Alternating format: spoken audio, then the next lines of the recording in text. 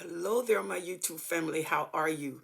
I am Helen Sattler, your destiny helper. It's so good coming to you once again. Thank you, thank you, thank you for the new subscribers and those of you that are constantly emailing me with your questions, and for those of you that are making your comment. I really, really appreciate you, and I want you to know that I value you so very, very, very much. One of the things that I noticed kept coming through my email was triangulation.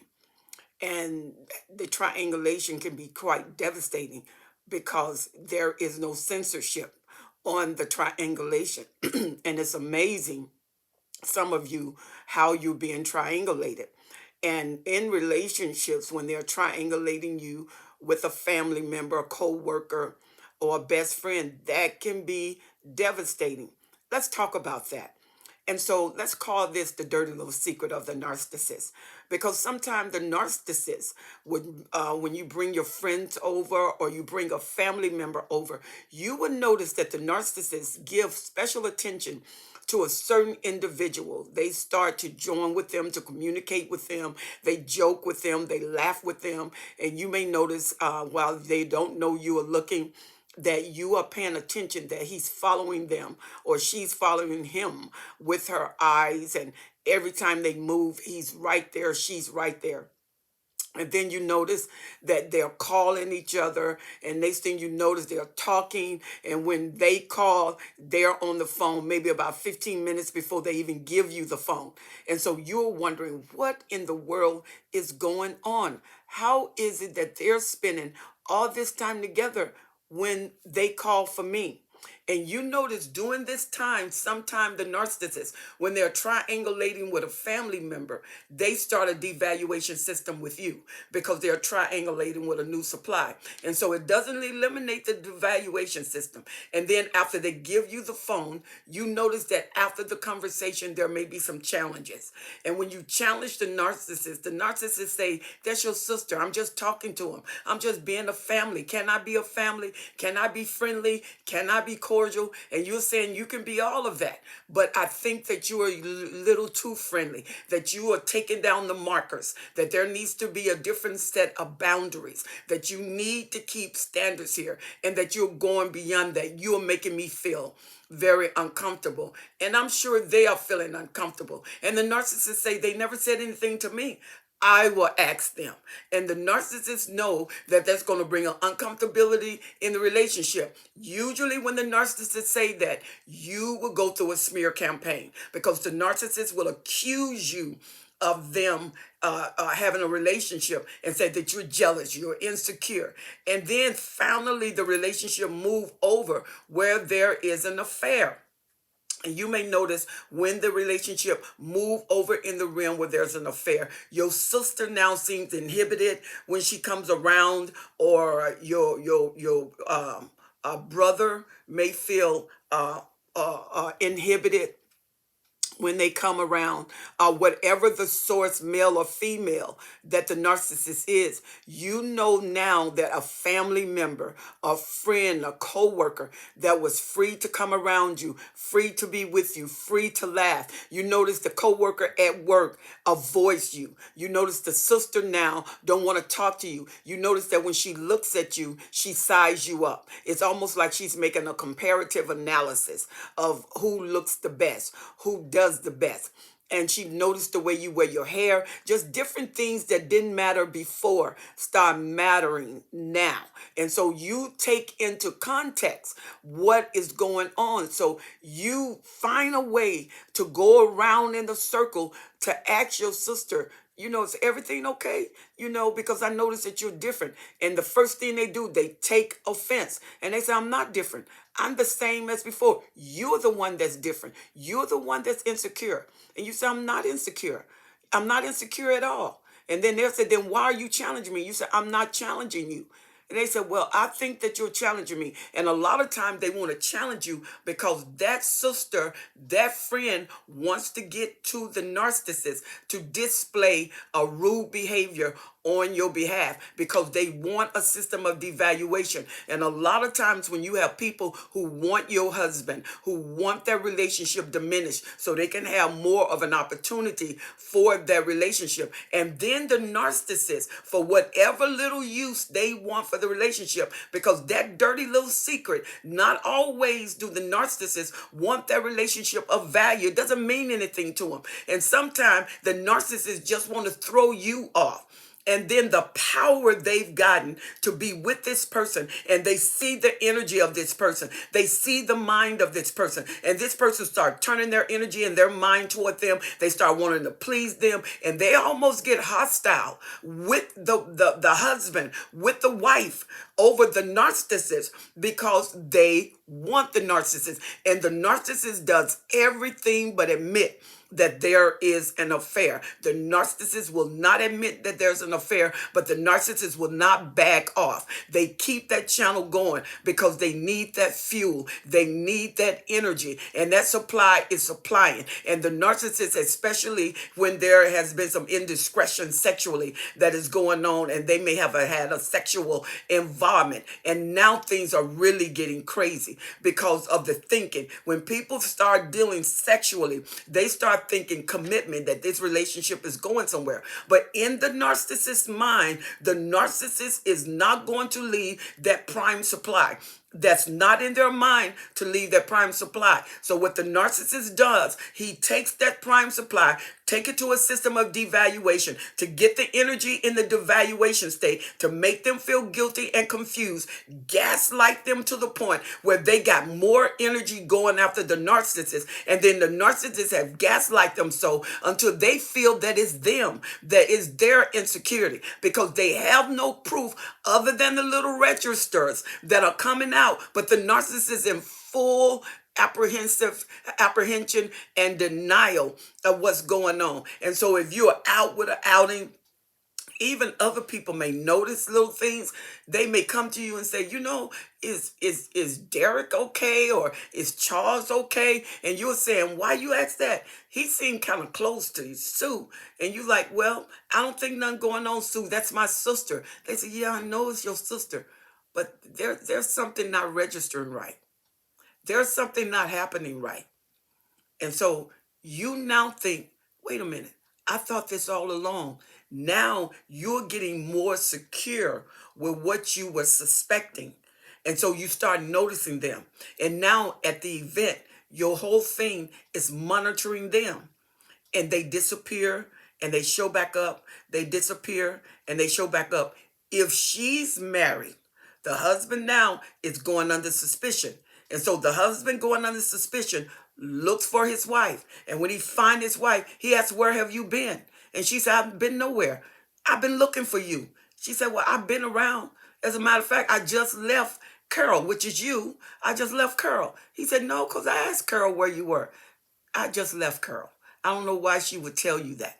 And so now you got a spinoff, lie after lie, gaslighting after gaslighting. And so now all of this covert behavior start to spill over. It start to come out. Because usually when a family member is triangulated, it's hard to keep that without suspicion. It's hard to keep that under wrap. It's hard to keep that hidden away. Because most women, emotionally, they start spilling out. They start wanting things and they start making demands. And you telling them, I'm married, you married. We can't be together like that. And you're telling them, but I want you. It doesn't matter what you want.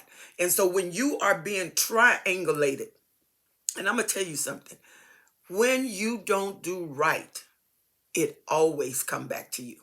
It always come back. When you don't do right, it always find a pathway. It can be in the thickest foliage, in the thickest forest, a pathway will lead back to you. And so many of you are in this. You got a coworker, you brought your husband to the job, the coworker laughed and talked, coworker a little insecure with you, especially if you're a very beautiful woman.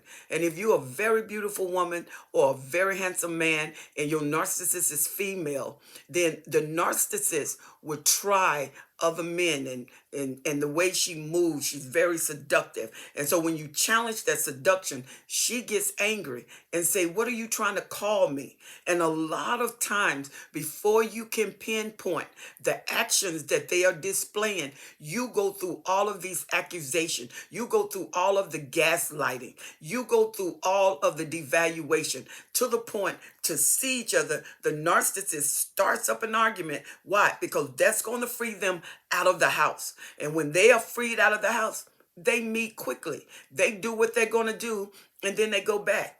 And then you ask, where have you been? And now the narcissist go ballistic, because the narcissist, you trying to control me. You trying to control everything I do. It's not a matter of control. You got to know that when you are on it, you are on it. And what the narcissist is not going to do is admit they're wrong. They're going to admit you're wrong, and they're going to accuse you. If you would just love me, you won't have to be concerned about me going out. But no, you with your friends or you with your sisters, you don't spend time with me. And here you are giving every moment of your time. You done made special meals. You done made sure the house is ready. You done got new curtains. You got new spreads. You made sure the atmosphere smells good. I mean, you're doing it all. And then the narcissist come in like a spoiled child. Nothing works. But the narcissist start playing that game, because the narcissist got their new supply, which may be your sister, which may be your coworker, which may be another family member that is coming in, or a best friend coming in.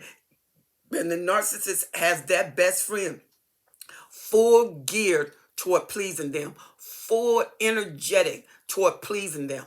And they would do anything. Now they're doing for your husband what they would no longer do for theirs.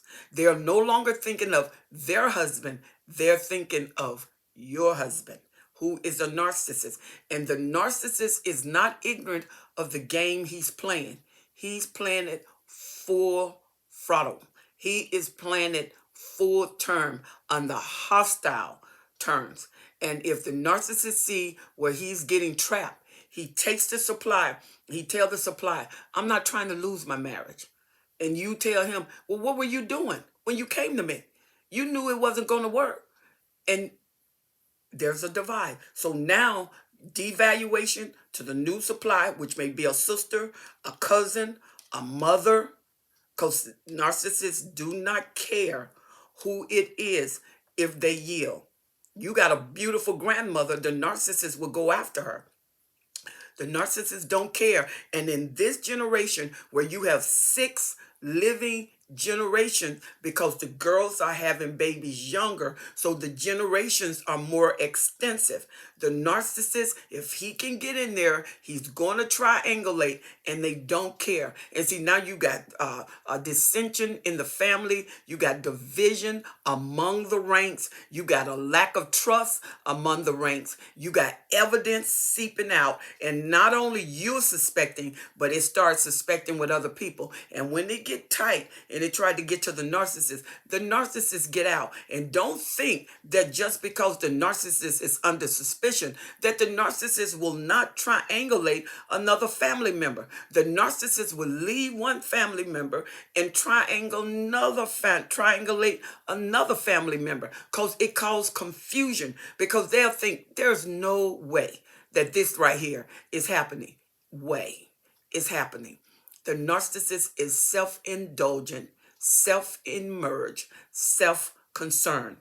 Every man for themselves, but definitely the narcissist. And so when you find the narcissist move into the family, you're going to find division in that family. You're going to find a lack of trust in that family. These wounds are very difficult to heal, because you can't believe at the level of distrust, the level of infidelity that has happened. And with that person, with my mom, with my grandmother, with my sister, my aunt, or my best friend, we've been best friends for 20 years. And finally, someone comes between you and your best friend. And now your best friend can't stand to look at you. Why? Because every time they see you, they think of the narcissist. Every time they're around you, they're around the narcissist. So they used to come to the house for you. Now they're coming to the house for the narcissist. So when they come to the house for the narcissist, because they are under suspicion, because they are in an affair, they think the narcissist is doing it to them. Whatever you do to others, you have the suspicion that it's being done to you. So people, they will ask little roundabout questions, and little red flags will go up, like, why would she ask that? Why would she need to know that? That is actually none of her business. And then finally you challenge her, why would you ask me that? You said, well, I was just wondering. I notice now when I come over, the narcissist isn't here. He don't have to be here. I mean, as long as I know where he's at, it's okay. Oh, I was just wondering, because usually when I come, he's home. Are y'all okay? Oh, we're fine. And all hell has broke loose in your house. And when the narcissist suspect that you come to a place of weariness, the narcissist start pulling in that love bombing, because you can be hoovered in the house. I'm going to do a video over that.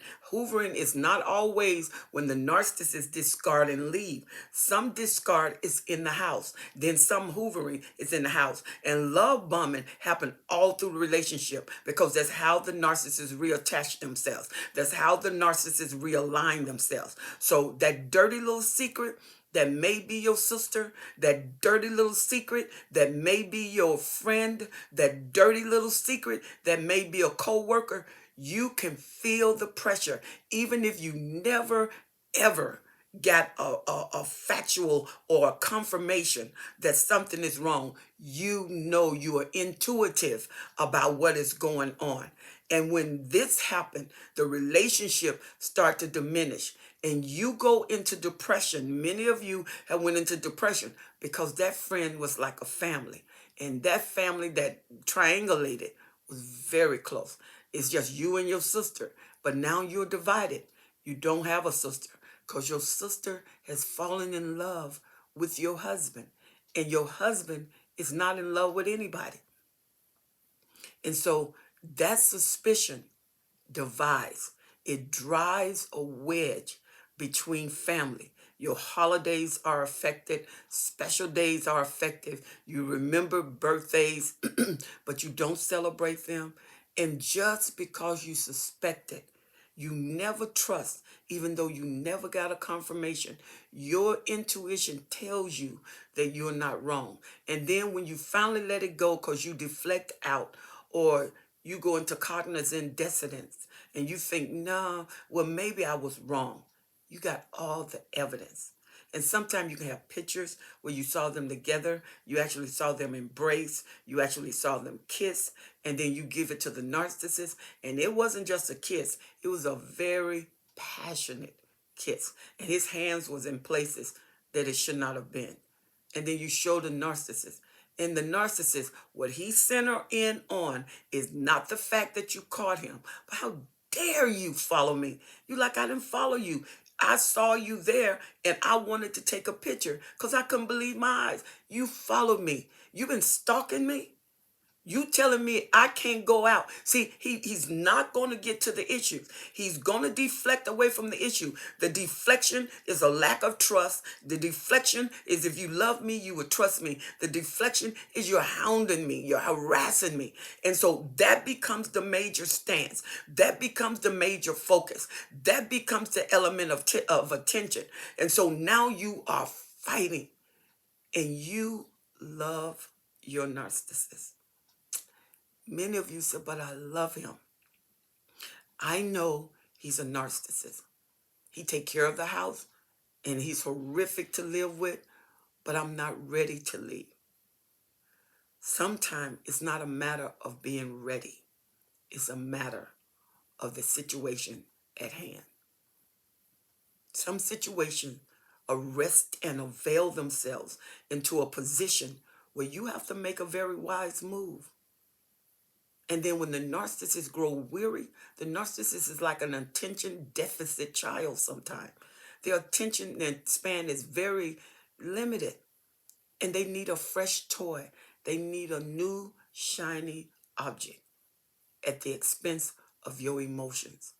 You have been married for 15 years, and many of you saying for 20 years, and this serial cheating has continued.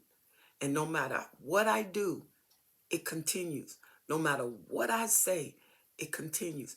No matter how sexually skilled I become, it continues. I do anything, I do everything, it continues. When the narcissist has had a devalue bug to go off in them, or that how can I say, that click, or that little system that let them know, okay, it's time to devaluate them, they're gonna do it. They're gonna follow their mind. Narcissists are going to follow their minds. You will be devalued. Doesn't matter how you cry, no matter what you do, they're out of there. But you know what? They come back around. Because here come your Hoover, baby. They going to give you that Hoover, and they going to love bomb you, and they're going to do everything that they could have done for you at first.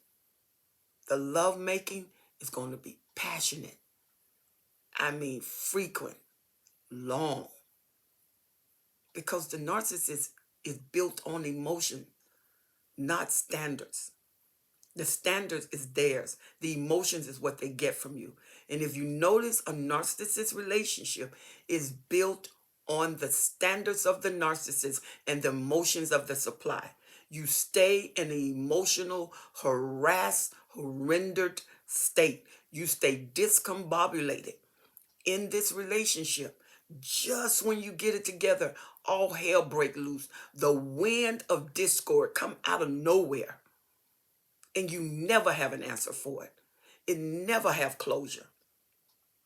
Once the narcissists start getting away with family triangulation, friend triangulation, job triangulation, a serial cheater will cheat. You know, when God made marriage, he made it with honor. He made it with value. He made a system that was sustaining, that it was long term. People who are faithful to each other, that love each other, can have a 60, 70, 80. I've known them to have 80 years, 89 years of marriage. But what it took was their devotion to one another. When you have a narcissist that's not devoted, all you have on your hand is time. But you can't remember when you was really happy for a long term. You went through this cycle. You know, you got devaluated, you got discarded, you got Hoover back in, devaluated, discarded, Hoover back in, you done left, you came back, he left and came back, he cheated and you caught him and then you forgave him, and then you thought about cheating. But a lot of times supply, we're going to talk about when the supply cheat, but a lot of time the supply is faithful. They will stay right there taking that stuff, because once you cheat on the narcissist, forget it. They will not forgive you. They can't handle their own medicine. So that dirty little secret that you were talking about, that dirty little secret that's with your sister, and you notice her and you can see the pain in her eyes because she been discarded, but you can't let them go yet. You're set up for another opportunity of pain, hurt. And until you realize what you are dealing with, and until you realize your value system and how valuable you really are, that road is circular. It's going to lead to the same way. And the only way to break it is to go straight. And that is going to have a different set of wisdom, a different set of decision, a different set of consequences. But until you break the circle, you're not ever going to get the devotion. Because when the narcissist can get away with cheating, they will.